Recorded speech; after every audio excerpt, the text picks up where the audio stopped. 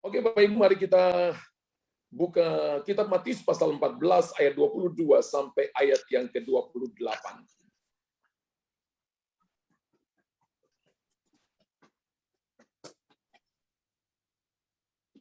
Kita Matius pasal 14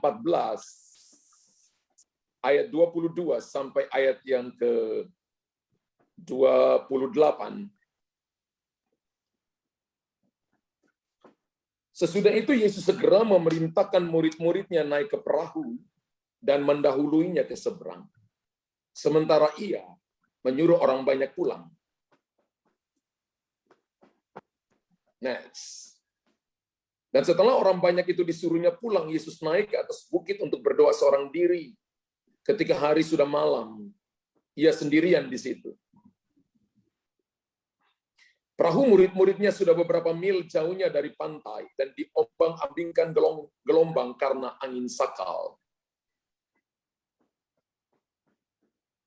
Kira-kira jam 3 malam, datanglah Yesus kepada mereka berjalan di atas air. Ketika murid-muridnya melihat dia berjalan di atas air, mereka terkejut dan berseru, "Itu hantu!" Lalu berteriak-teriak karena takut. Tetapi Yesus segera berkata kepada mereka, "Tenanglah, aku ini, jangan takut." Ayat 28. Lalu Petrus berseru dan menjawab dia, "Tuhan, apabila Engkau itu, suruhlah aku datang kepadamu berjalan di atas air." Tema malam ini adalah berjalan di atas badai. Ya. Berjalan di atas badai. Wow.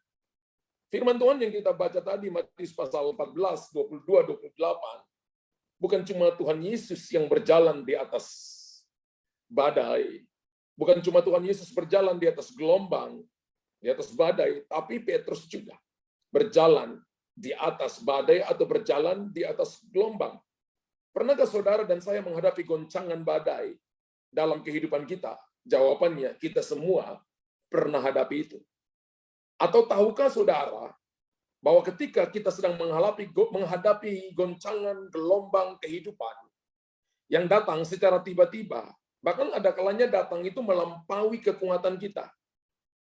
Dan seolah-olah perahu kehidupan, perahu bisnis, perahu pelayanan, perahu pekerjaan kita akan tenggelam di telan badai itu. Pernahkah Bapak Ibu alami itu? Dan kalau Bapak Ibu perhatikan baik-baik dari Matius pasal 14, ayat 22 sampai 26, maka ayat-ayat yang kita baca ini memberikan beberapa prinsip kebenaran yang bisa kita pelajari supaya bagaimana kita bisa berjalan di atas badai. Bapak Ibu tulis di kolom komentar, "Saya diciptakan Tuhan untuk berjalan di atas badai." Dan saya percaya satu hal, Bapak Ibu, bahwa kita yang hidup di zaman sekarang ini memang sudah ditentukan Tuhan untuk saudara dan saya harus menjadi kuat, harus menjadi pemenang di tengah-tengah situasi pandemi COVID-19. Ada begitu banyak ketakutan, tapi saudara tidak perlu membicarakan ketakutan. Kita harus membicarakan firman Allah yang lebih hebat, yang lebih kuat. Bahkan Yesus nama di atas segala nama, lebih hebat daripada apa yang sedang terjadi hari-hari ini. Bapak Ibu yang sudah ikut saya lama, sudah 16 bulan yang ikut saya melalui online, Bapak Ibu jarang dengar saya khotbah tentang COVID, saya khotbah tentang virus, jarang sekali. Kenapa? Karena Roh Kudus taruh di hati saya, bicarakan iman. Roh Kudus taruh di hati saya, kuatkan umat Allah. Jangan bicarakan masalah, jangan bicarakan keadaan, tapi bicara tentang Yesus yang adalah Raja di atas segala raja. Saya percaya untuk itulah kita ada di musim ini. Dan Tuhan sudah taruh kita di musim ini, supaya kita jadi kuat. Jangan ajarkan ketakutan, jangan infuskan kecemasan, jangan ceritakan itu kepada anak-anak kita. Tapi investasikan iman kepada anak-anak kita. Investasikan kekuatan kepada anak-anak kita. Supaya mereka menjadi generasi yang akan membawa influence. pengaruh, dampak, dan menjadi orang-orang beriman di masa-masa yang akan datang. Nah, saya percaya bahwa ini zaman di mana tidak ada yang kebetulan. Tuhan sudah merancang kita untuk melewatinya bersama dengan Tuhan. Dan saudara, dari ayat yang kita baca tadi, Matius pasal 14, 22, 26, sampai 28, ada beberapa prinsip kebenaran yang bisa kita pelajari berdasarkan pengalaman para murid yang berjalan bersama dengan Yesus. Bagaimana kita bisa berjalan di atas badai? Yang pertama adalah begini, ketaatan tidaklah menjamin kehidupan kita akan bebas dari badai kehidupan.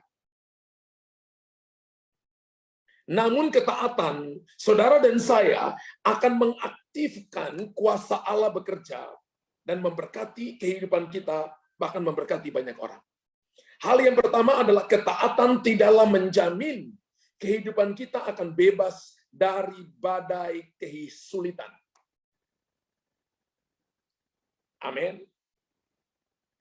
Murid-murid taat ketika mendengar perintah Yesus untuk naik ke atas perahu dan menyeberang untuk nanti ketemu Yesus di seberang. Yesus memberi perintah kepada murid-muridnya untuk menyeberang. Namun sebelum mereka tiba, di seberang datanglah angin sakal. Sesudah itu Yesus segera memerintahkan murid-muridnya naik ke perahu dan mendahulunya ke seberang. Sementara itu ia menyuruh orang banyak pulang. Dan tadi kita baca, Yesus yang memerintahkan, harusnya nggak ada badai. Murid-murid taat, harusnya nggak ada tantangan. Harusnya nggak ada persoalan. Makanya Bapak Ibu beberapa kali dengarkan statement saya, bahwa ketika kita ikut Tuhan sungguh-sungguh, maka bukan berarti tidak ada masalah. Justru sebaliknya, satu neraka akan menyerang saudara. Bukan untuk mengalahkan kita, tapi untuk membuat kita berjalan di atas badai. Katakan amin. Ketaatan tidaklah menjamin kehidupan kita akan bebas dari badai kehidupan. Wow. Kadangkala antara perintah Tuhan untuk pergilah dan nanti tiba dengan selamat di seberang, di tengah jalan bisa terjadi datangnya angin sakal atau badai. Ingat Bapak Ibu ya, ada kalanya ketika kita dengar firman Tuhan dan kita katakan amin, kita katakan haleluya, amin 5 juta triliun kali, maka saudara percaya bahwa Tuhan akan bawa kita sampai di seberang, tapi di tengah-tengahnya ada angin sakal, ada angin badai. Padahal kalau kita lihat cerita itu, ayat 21 ke atas dari Matius pasal 14, para murid barusan saja melihat Yesus memberi makan 5.000 orang dengan 5 roti 2 ikan. Bahkan ada sisa 12 makul. Harusnya mereka lagi on fire. Mereka lagi wow, lagi cerita tentang kedahsyatan Tuhan. Betul? Ketika Bapak Ibu lagi on fire dengan iman karena baru lihat mujizat luar biasa, harusnya tuh kita siap menghadapi badai apapun. Tapi tahukah Bapak Ibu, ketika mereka menghadapi angin sakal, mereka menghadapi badai, mereka semua lupa akan mujizat yang luar biasa itu. Berapa banyak Bapak Ibu dan saya lakukan itu. Kita lupa akan pertolongan Tuhan kemarin kepada kita. Bahkan kita lupa tentang mujizat demi mujizat yang kita lihat, yang kita dengar melalui kesaksian-kesaksian yang luar biasa. Ketika ketakutan datang dan masuk dalam hati kita, mereka sama sekali lupa tentang pesan Tuhan Yesus bahwa mereka akan ketemu dengan Tuhan Yesus di seberang danau. Mereka bilang ini kita pasti binasa. Mereka lupa. Berjalan di atas badai artinya begini, tidak melihat masalah lebih besar dari janji Tuhan. Tapi mereka harus melihat Tuhan lebih besar dari badai kehidupan. Katakan, berjalan dengan Tuhan tidak boleh melihat masalah lebih besar dari Tuhan yang disembah. Katakan amin 100 juta triliun kali. Amin. Makanya kenapa tadi saya memulai dengan tidak boleh ngomong kelemahan, tidak boleh menyebarkan ketakutan. Tapi ini waktunya Bapak Ibu menyebarkan iman. Katakan, sampaikan firman Tuhan. Tidak perlu takut karena Tuhan janji ada perlindungan pada kita. Kita percaya bahwa mati dan hidup ada dalam tangan Tuhan. Amin. Daniel dalam gua singa dan dia tidak takut. Dan singa yang kelaparan tidak menyentuhnya. Sadrak, Mesak, dan Abednego ada dalam nyala api yang dinyalakan 7 kali lipat. Mereka baik-baik saja. Bau kebakaran pun tidak ada pada mereka. Bagi mereka yang percaya, maka akan ada God's protection dan kingdom protection. Tuhan kita adalah Tuhan yang hebat. Kenyataannya adalah murid-murid itu lupa akan kuasa yang bekerja melalui mujizat. Mereka lupa akan kuasa yang bekerja melalui firman Allah. Mereka lupa bahwa kuasa mujizatnya akan bekerja melalui janji-janjinya. Kita akan ketemu di seberang. Haleluya. Ada lagu Pentakosta lama, Bapak Ibu saya ingat itu. Dayung-dayung perahuku menuju ke seberang, melewati angin ribut dan gelombang yang besar. Tapi perahuku tak pernah oleng, karena ku undang Yesus masuk ke dalam perahuku, hingga ku selamat tiba di seberang. Haleluya. Perahu kehidupan kita, sekalipun ada badai gelombang, karena ada Yesus, maka aman. Percaya tentang janji Tuhan, aman. Kita tidak boleh kehilangan iman. Bapak Ibu mungkin kehilangan pekerjaan, kehilangan omset, kehilangan kesempatan, tapi nggak boleh kehilangan iman. Amin. Melupakan Tuhan dan kuasanya yang bekerja dalam melakukan mujizatnya, melalui janjinya, melalui firman-Nya, untuk nanti kita akan sampai di seberang, itu fatal. Mengapa? Karena ketakutan dan kebingungan telah menguasai murid-murid. Ketika Bapak Ibu izinkan ketakutan dan kebingungan menguasai kita, maka saudara dan saya akan membiarkan perahu itu tenggelam. Padahal Tuhan yang menyuruh Anda pergi. Tuhan menyuruh saudara dan saya bekerja. Tuhan berkata begini, aku akan memberkati engkau. Aku akan melindungi engkau. Tapi ketakutan, kebingungan, ketika itu masuk dalam hati saudara, menguasai kita, maka itu berbahaya. Berulang-ulang kali saya katakan begini, ada dalam badai itu normal.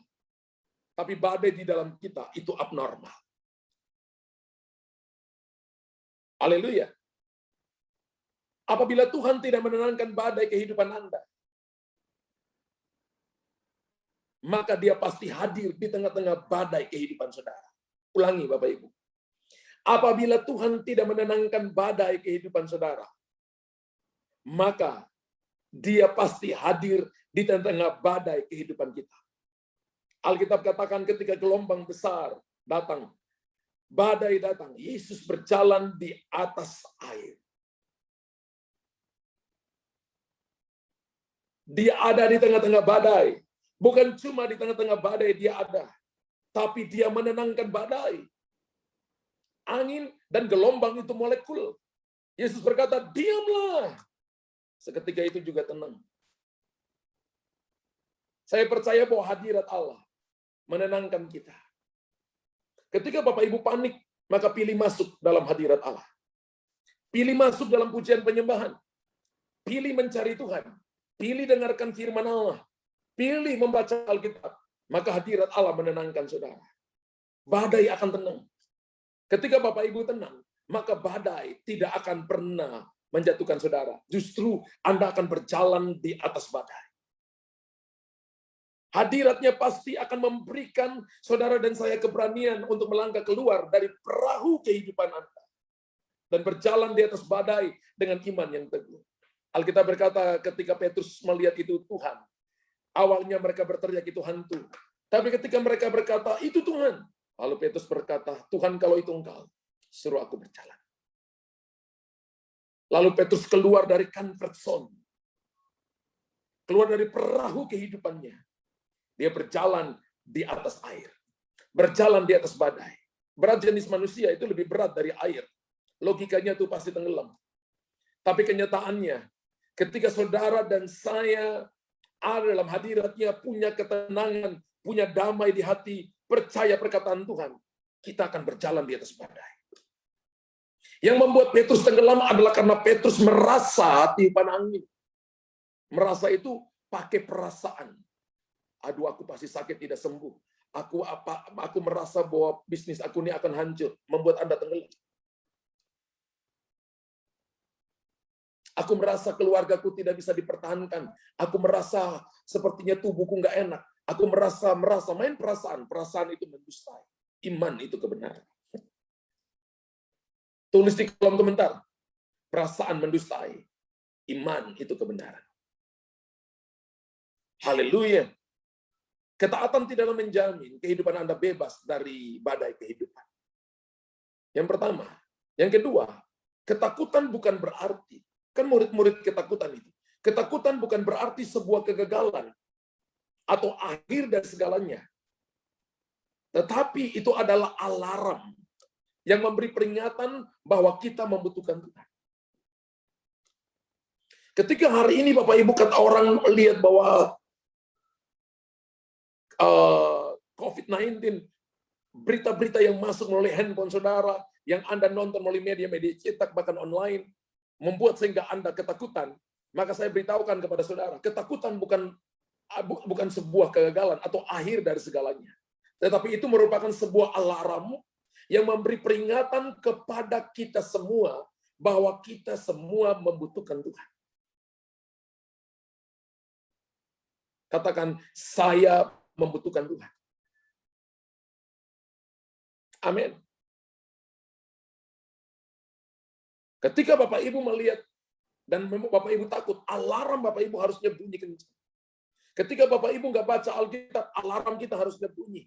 Ketika Bapak Ibu malas berdoa, malas ibadah, harusnya alarm kita bunyi. Karena hanya dengan cara itu kita mengalahkan kegagalan, kita mengalahkan ketakutan. Haleluya. Saat Bapak Ibu dan saya menjadi takut, itu bukan berarti bahwa kita gagal hari ini. Bahkan bagi saya begini, ketakutan justru menyadarkan kita bahwa kita adalah manusia biasa yang penuh dengan keterbatasan. Karena kita manusia biasa yang penuh dengan keterbatasan, maka kita membutuhkan juru selamat Tuhan Yesus. Amin. Seperti para murid Tuhan, ketika mereka ada dalam perahu dihantam oleh angin sakal, mereka semuanya menjadi takut. Padahal baru terjadi demonstrasi mujizat yang luar biasa. Tadi saya katakan bahwa menjadi takut itu adalah hal yang normal. Namun demikian, kita tidak boleh dikuasai oleh ketakutan. Itu yang nggak boleh. Sebab ketakutan tidak berasal daripada Tuhan. Menurut kitab Korintus. Ketakutan bukan berasal dari Tuhan. Makanya kita tidak boleh dikuasai oleh ketakutan. Kenapa? Sebab ketika kita dikuasai oleh ketakutan, ketakutan dapat membuat kita lupa akan janji Tuhan. Atau ketakutan membuat saudara kekuatannya menjadi mengecil. Seperti para murid, mereka lupa akan janji Tuhan. Bahwa mereka akan bertemu Tuhan di seberang danau. 2 Timotius 1 ayat 7, Allah tidak memberikan kepada kita bukan alat, sebab Allah memberikan kepada kita bukan roh ketakutan. Artinya dari Tuhan tidak ada roh ketakutan, melainkan roh yang membangkitkan kekuatan kasih dan ketertiban. Ketakutan akan membuat kita lupa akan janji Tuhan, bahwa kita akan sampai di pelabuhan kesukaan. Kita akan dipulihkan, kita akan ditolong, kita akan melihat janji-janji Tuhan. Kita akan melihat restorasi, kita akan melihat bagaimana Tuhan merenovasi. Kita akan melihat bahwa keadaan kita baik-baik saja, tidak ada yang hilang. Berarti begini, di saat saudara dan saya takut, coba saudara dan saya mengatasi ketakutan dengan mengingat akan janji Tuhan. Makanya kita punya grup, ada grup Speak the Word. Memperkatakan, membaca, memperkatakan Tuhan. Coba ingat firman Tuhan. Ketika Bapak Ibu ingat firman Tuhan, ketakutan langsung pergi. Nggak usah ditengking-tengking, langsung pergi. Coba kita ingat firman Tuhan. Seperti 1 Timotius pasal 7 tadi katakan. Tuhan tidak memberikan kepada kita ketakutan. Anda berkata begini, bahwa aku akan merenungkan firman-Ku siang dan malam. Maka aku seperti pohon yang ditanam di tepi aliran air menghasilkan buah pada musimnya, daun tidak layu, apa saja yang diperbuatnya berhasil. Mazmur 1 ayat 1, 2, dan 3. Saudara dan saya coba belajar mengingat firman Tuhan. Ketika Anda ingat firman Tuhan, Anda jadi kuat. Amin. Coba belajar. Ketika ingat janji Tuhan, lalu ambil gitar, lalu nyanyi. Memuji Dia. Amin. Ku menang bersama Yesus Tuhan. Ku menang di dalam peperangan. Ku menang atas segala setan. Haleluya, haleluya, ku menang. Wow. Mengapa saudara dan saya perlu mengusir ketakutan? Kalau Bapak Ibu lihat kisah para murid ini menjelaskan bahwa ketakutan dapat mengubah cara pandang kita. Yang tadinya datang Tuhan, mereka lihat hantu, ketakutan itu merubah cara pandang kita. Ingat loh Bapak Ibu, Alkitab dengan jelas berkata murid-murid ketakutan. Sehingga ketika Yesus datang, baru selesai ini KKR besar. Dan mujizat terjadi 5 roti 2 ikan. Mereka boleh lihat demonstrasikan mujizat bukan cuma terjadi di tangan Tuhan, tapi di tangan mereka juga terjadi mujizat. Tapi ketika ketakutan datang, itu mengubah cara pandang mereka. Mereka lihat Tuhan seperti hantu. Kalau Bapak Ibu lihat Matius pasal yang ke-14 ayat 26. Ketika murid-muridnya melihat dia berjalan di atas air, mereka terkejut dan berseru, itu hantu. Lalu berteriak-teriak karena takut. Ada kalanya pertolongan Tuhan datang kepada kita. Tapi karena saudara dalam situasi takut, Anda melihat pertolongan itu seperti hantu. Melihat kedatangan Tuhan itu seperti hantu. Padahal itu Tuhan yang datang. Saya ulangi lagi. Ketakutan dapat mengubah cara pandang kita. Berhenti takut Bapak Ibu. Nggak ada untungnya. Tulis di kolom komentar. Mulai hari ini saya berhenti takut karena tidak ada untungnya. Pertolongan Tuhan datang, itu bisa jadi hantu karena pandangan saya bisa salah dalam melihat Tuhan. Amin. Ini penting, Bapak Ibu. Ini penting. Ketakutan dapat merubah cara pandang seseorang. Ketika saudara sudah menemukan sebuah solusi yang terbaik, tapi ketika Bapak Ibu dikuasai ketakutan, maka solusi itu akan berubah menjadi malapetaka. Atau Bapak Ibu akan salah dalam memutuskan sesuatu. Ketika saya renungkan ini, saya mengerti begini. Jarak antara rasa takut dan kehancuran seharusnya dibangun jembatan. Ulangi ya. Jarak antara rasa takut dan kehancuran. Orang takut itu dia sedang menuju kehancuran dan menuju kebinasaan. Karena itu jarak antara rasa takut dan kehancuran seharusnya dibangun jembatan. Dan jembatan itu namanya iman dengan mempercayai Tuhan sungguh-sungguh. Haleluya. Wow. Ulangi. Jarak antara rasa takut dan kehancuran seharusnya dibangun jembatan. Dan jembatan itu karena itu jurang, harusnya dibangun jembatan di situ. Dan jembatan itu saya beri nama faith. Iman. Mempercayai Tuhan sungguh-sungguh. Tidak ragu. Makanya kenapa tadi saya katakan berhenti membicarakan ketakutan. Berhenti membesar-besarkan masalah. Kita punya Tuhan yang hebat yang sanggup melindungi kita. Kita punya Tuhan yang hebat yang sanggup menolong kita. Ayo bicarakan firman Allah. Ayo kuatkan satu dengan yang lain. Ayo saling mendoakan. Ayo tetap ingat firman Tuhan. Bahwa Tuhanlah pertolonganku, Tuhanlah kekuatanku, Tuhanlah kemampuanku, Tuhanlah kekuatan bagiku. Saya juga nggak mau berdebat dengan orang yang berkata, boleh vaksin atau tidak. Saya nggak mau berdebat.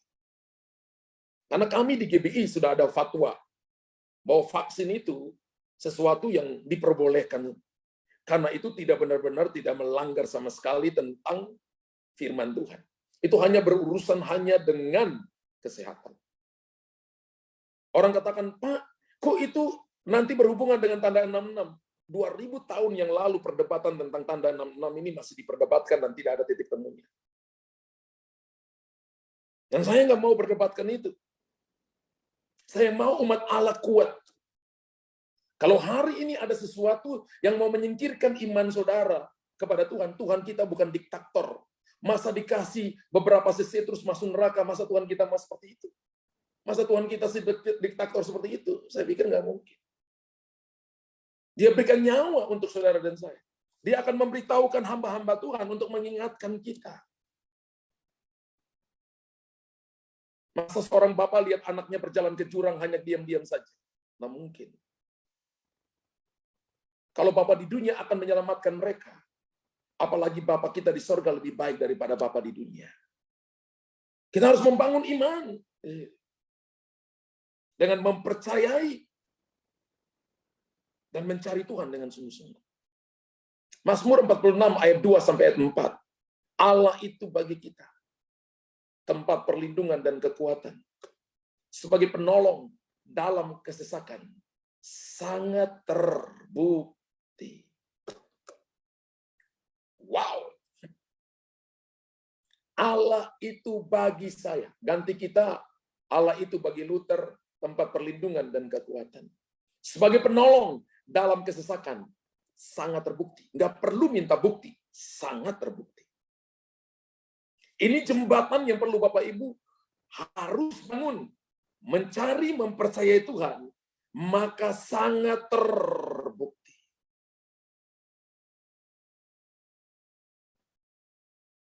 Saya nggak lihat amin 100 juta triliun kali di sini. Ketakutan bukan berarti sebuah kegagalan atau akhir dari segalanya. Tapi alarm yang memberi peringatan bahwa kita membutuhkan Tuhan. Bapak Ibu tahu, dalam kitab Matius 11 ayat 28 berkata begini. Yesus berkata, marilah kepadaku. Semua yang letih lesu dan berbeban berat. Aku akan memberi kelegaan kepada. Dari muka Bapak Ibu lihat saya banyak beban berat ya. Kerasa juga dalam roh saya. Ya. Makanya malam ini kita datang kepada Tuhan. Mari kepadaku, sebuah ajakan, sebuah panggilan juru selamat. Semua yang letih lesu dan berbeban berat, aku akan memberi kelegaan kepadamu, jalan keluar, pertolongan, penyediaan, supply kepadamu. Dengan cara datang. Lalu apa? Serahkan letih lesu, serahkan beban beratmu kepada Tuhan. Maka kita akan mengalami yang namanya kelegaan. Makanya dari awal tadi saya katakan, siapa sih yang tidak mengalami masalah? Yang tidak mengalami problem? All people mengalami. All nations sekarang mengalami pandemi COVID-19. Tuhan juga tidak ingin kita berpura-pura bahagia. Kamu bahagia, oh, pura-pura bahagia aja supaya orang senang. Enggak seperti itu. Padahal kita sedang bersusah hati, tapi disuruh pura-pura bahagia. Tuhan juga tidak ingin kita menyimpan dan memendam ketakutan atau perasaan khawatir, marah atau kecewa di saat mengalami kegoncangan badai kehidupan, termasuk dalam bisnis, pekerjaan, dalam apa yang terjadi hari-hari ini. Tapi Tuhan suruh kita datang dan serahkan semuanya kepada Tuhan. Kalau Bapak Ibu lihat di Mazmur 37 ayat 5, serahkanlah seluruh hidupmu kepada Tuhan, percayalah kepadanya, maka ia bertindak. Tuhan mau kita mengakui, Tuhan ini loh aku takut, Tuhan ini aku khawatir, Tuhan ini loh aku begini, Tuhan ini kejujuran. Bagi Tuhan itu it is finished. Pengakuan bagi Tuhan itu selesai. Menurut 1 Yohanes 1 ayat yang ke-9. Makanya keterbukaan itu penting. Keterbukaan komunikasi dengan Tuhan itu penting. Ingat bahwa doa itu bukan monolog, bukan Bapak Ibu datang lapor, saya minta ini Tuhan. Ini loh sudah ada daftar permintaannya. Tidak. Itu adalah sebuah dialog. Kita bicara, Tuhan dengar, kita diam, Tuhan bicara. Tuhan mau kita mengakuinya, menyerahkannya kepada Tuhan. Karena Dia janji memberi kepada kita kelegaan. Bahkan jiwa kita mendapat ketenangan kalau kita lihat Matius pasal 11 ayat 29. Jiwa mendapat ketenangan artinya jiwa itu pikiran, perasaan, kehendak. Ketakutan kan ada di situ.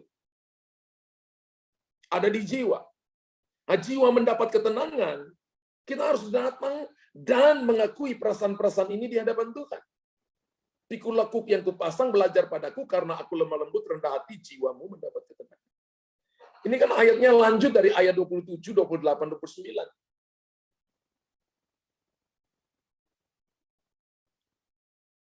Kalau dalam Filipi pasal 4 ayat 6, Rasul Paulus menulis kepada jemaat di Filipi, bahwa di saat kita takut, kita khawatir, maka kita perlu menaikkan permohonan-permohonan doa, disertai dengan ucapan syukur yang memberikan damai sejahtera. Jangan hendaklah kamu khawatir tentang apapun juga. Tentang apapun juga, keadaan sekarang jangan khawatir. Tapi nyatakanlah, ngomonglah, bicaralah segala hal, keinginanmu kepada Allah. Kurios, Elohim, Yeshua HaMashiach, Yesus Kristus. Dalam apa? Nyatakan dalam doa, nyatakan dalam permohonan, dengan ucapan syukur. Wow.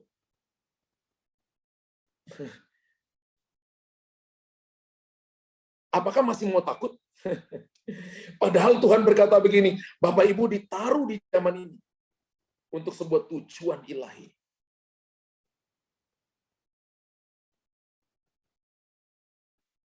Saya baca sebuah literatur, ada beberapa dokter di sini bisa koreksi, ada Pak Dokter Sembiring, ada beberapa ibu dokter. Katanya dari tulisan itu saya baca, sperma dari seorang laki-laki dikeluarkan seorang laki-laki dewasa itu kurang lebih 3 cc. Benihnya kurang lebih 50 juta kalau saya nggak salah. Bisa dikoreksi. Karena ada bapak-bapak dokter, itu bukan ilmu saya. Dan dari 50 juta itu hanya menuju kepada 1 sel telur yang ada di kandungan seorang perempuan, seorang wanita. Bayangkan kalau itu saudara, urutan 50 juta. Harus menembus 49.999 lawanmu. Saya percaya kita lahir di dunia ini tidak acak. Tapi Tuhan sudah pilih sejak Anda dalam kandungan, Tuhan tahu bahwa kita adalah yang terkuat.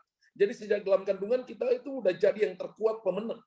Dan Tuhan tahu bahwa kita siap menghadapi keadaan ini, situasi ini. Tuhan tahu pasti kita menang. Tuhan tahu kita siap. Tuhan tahu bahwa kita mampu. Tuhan tahu bahwa kita akan mengalami Baal Perasim, God's breakthrough.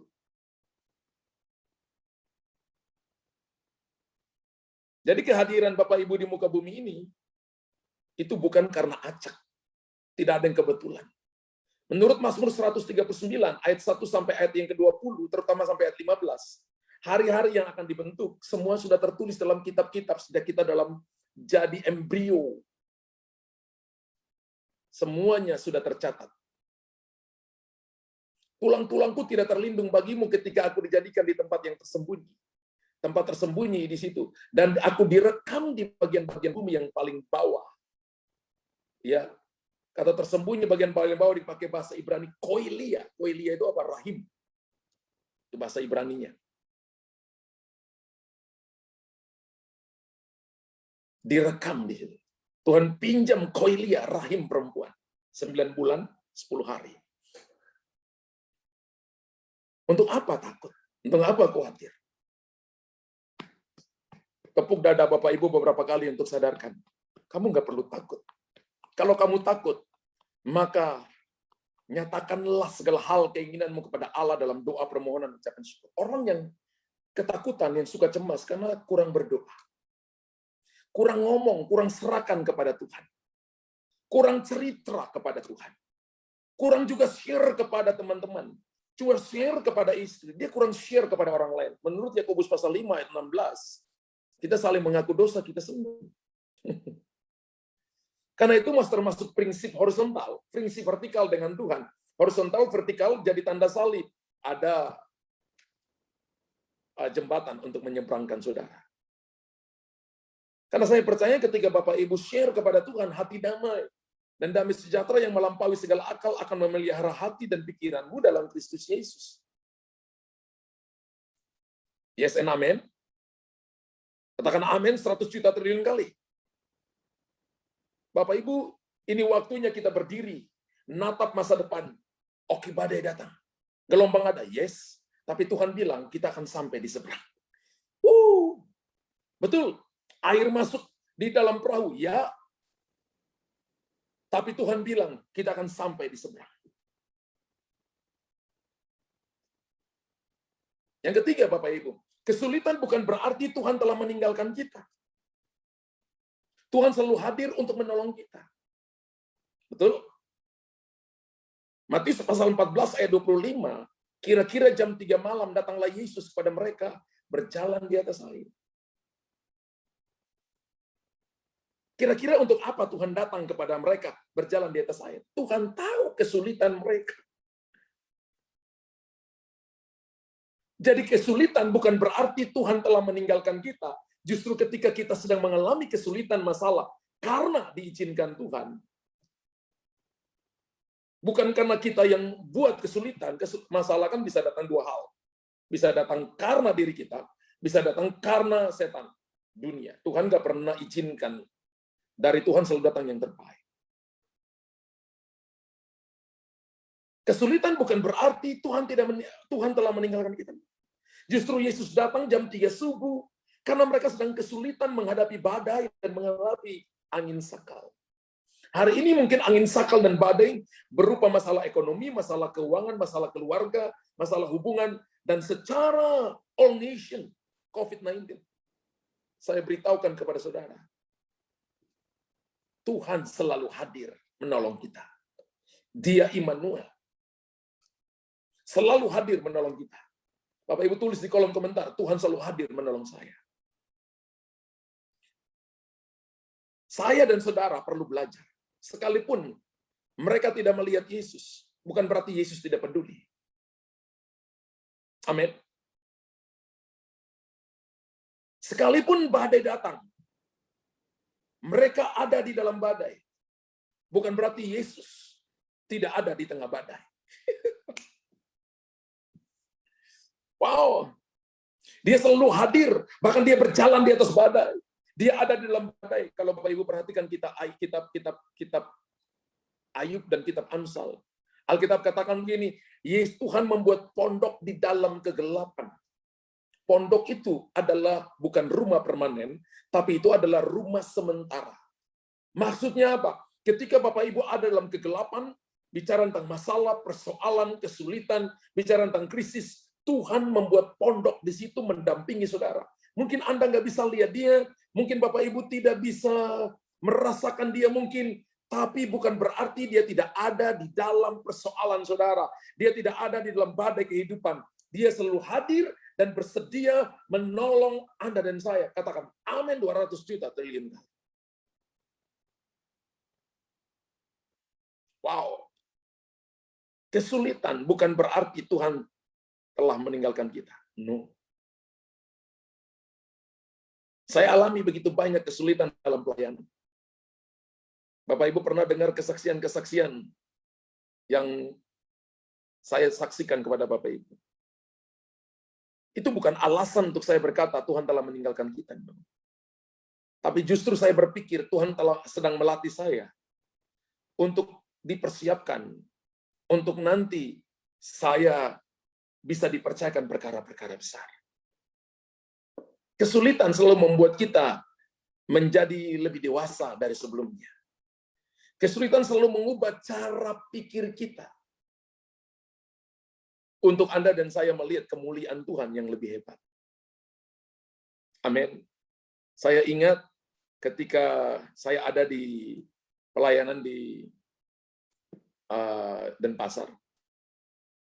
Itu Bapak Ibu ya, istri saya lagi mengandung karena anak saya kecil, kemudian melahirkan, yang paling kecil yang tadi pimpin pujian, itu Charity, lahirnya di Denpasar.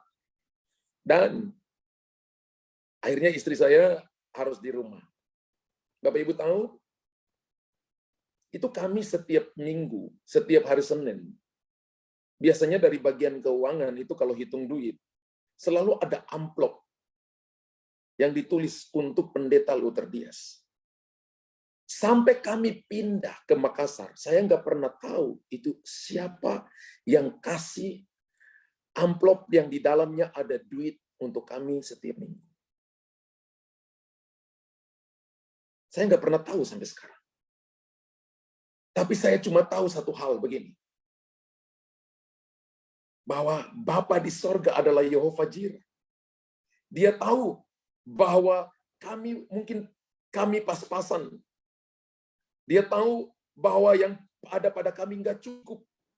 Karena istri saya harus di rumah. Sehingga hanya gaji saya yang mencukupi semuanya. Ada kalanya Tuhan kirim malaikat untuk nolong kita. Sampai hari ini saya nggak tahu siapa, dan saya tahu itu malaikat Tuhan. Amin. Saya kemarin 2 minggu yang lalu saya khotbah tentang ada invisible hand. Ada tangan yang tidak kelihatan yang akan menolong kita. Tapi Tuhan juga bisa pakai tangan orang lain menolong kita. Tuhan juga bisa pakai tangan kita, tangan sendiri. Seperti tangan Musa, Harun, dan Hur mengangkat tangan, maka menanglah Yosua. Ketika turun tangan, maka lebih kuatlah Amalek, maka mereka saling menopang. Tuhan pakai tangan kita untuk lakukan kemenangan. Saya beritahukan kepada jemaat Tuhan, ketakutan tidak menyelesaikan apapun. Bahkan membawa kepada kehancuran. Kita perlu belajar, justru di tengah badai, Tuhan ada di tengah badai. Anda nggak lihat Tuhan, tapi believe, Yesus ada di tengah badai. Jika Bapak Ibu berjalan dengan iman, terkadang saudara dan saya berjalan dalam kegelapan malam yang sangat pekat, bahkan tanpa ada sececer cercah cahaya pun. Tapi saya beritahukan kepada saudara, Anda tidak perlu melihat cahaya secara fisik. Ada cahaya dalam hati saudara. Ada cahaya dalam roh saudara. Alkitab berkata dalam kitab Amsal pasal 20 kalau nggak salah, dikatakan roh manusia adalah pelita Tuhan. Kegelapan boleh datang, tapi kalau roh Anda tetap bernyala-nyala, itu adalah cahaya di mana Tuhan akan menuntun Anda keluar dari segala problem dan segala masalah. Amin. Jika saudara tidak bisa memegang tangannya, Anda bisa menyentuh hatinya. Dengan cara, I believe Jesus. Ulangi. Jika Anda tidak bisa memegang tangannya, Anda bisa menyentuh hatinya. Bisakah saya pakai kalimat ini? Anda bisa menawan hatinya.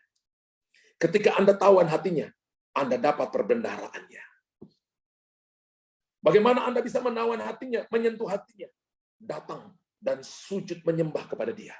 Dan berkata begini, Tuhan, sekalipun aku belum lihat jawaban, sekalipun badai datang, sekalipun ujian datang, sekalipun gelombang begitu tinggi, tapi I love you.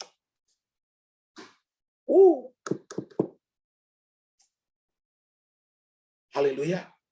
Maka Anda akan menjadi orang yang keluar sebagai pemenang. Yesaya 42:16 berkata.